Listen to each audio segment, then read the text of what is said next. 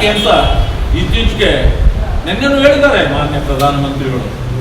ಕಾಂಗ್ರೆಸ್ ಅಂತಂದ್ರೆ ಎಂಥ ಪಕ್ಷ ಅಂತಕ್ಕಂಥದ್ದನ್ನು ಹೇಳಿದ್ದಾರೆ. ಇದಕ್ಕೆ ಪೂರಕ ಎಂಬಂತೆ ಇವರು ಯಾರ್ಯಾರು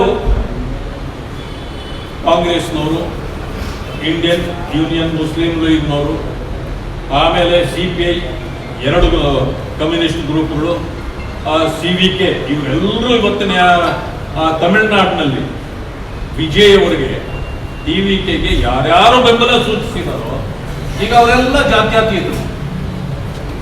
ವಿಜಯ್ ಅವರು ಹೇಳಿದ್ದಾರೆ ನಮ್ಮದು ಜಾತ್ಯತೀತ ನಡವಳಿಕೆ, ನಮ್ಮದು ಜಾತ್ಯತೀತ ಅಂದಮೇಲೆ ನಿಮ್ಮದು ಜಾತ್ಯತೀತ ಆದರೆ DMK ಮತ್ತು ಅಣ್ಣಾ DMK ಜಾತ್ಯತೀತ ಆಗಿರಲಿಲ್ವಾ? ಈಗ ಪ್ರಶ್ನೆ ಬರ್ತದೆ. ಮಾನ್ಯ ರಾಹುಲ್ ಗಾಂಧಿ ಅವರು DMK ಜೊತೆಯಲ್ಲಿ ಸೀಟ್ ಅಡ್ಜಸ್ಟ್ ಮಾಡಿಕೊಂಡು ಒಂದು ದಿವಸವೂ ಕೂಡ ಅವ್ರ ಜೊತೆಯಲ್ಲಿರಲಿಲ್ಲ.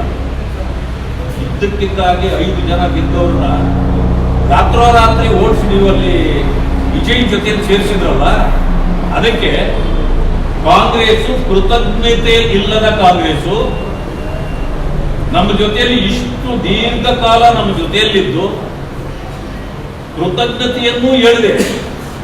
ನಮ್ಮ ಸಪೋರ್ಟ್ ಅಲ್ಲಿ 5 ಸೀಟ್ ಗೆದ್ದಿರೋದು ಅಂತ ಹೇಳಿದ್ದಾರೆ. ಇದು ನಿಮ್ಮ ಸ್ವಂತ ಗೆಲುವಲ್ಲ, ಅದು ನನ್ನ ಇನ್ಫ್ಲೂಯೆನ್ಸ್ ಅಲ್ಲಿ ನೀವು ಗೆದ್ದಿದ್ದು.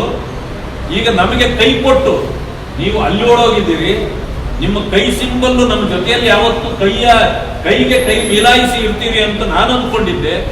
ಆದ್ರೆ ಒಂದು ಕೈಯಲ್ಲಿ ನೀವು ಚೂರಿ ಇಟ್ಕೊಂಡಿದ್ದೀರಿ ಅಂತ ನನಗೆ ಗೊತ್ತೇ ಇರಲಿಲ್ಲ ಅನ್ನೋ ಮಾತನ್ನ ಸ್ಟಾಲಿನ್ ಅವರು ಹೇಳಿದ್ದಾರೆ. ಇದಕ್ಕೆ ಉತ್ತರ ಕೊಡ್ತಾರೆ ಕಾಂಗ್ರೆಸ್ನವರೀಗ.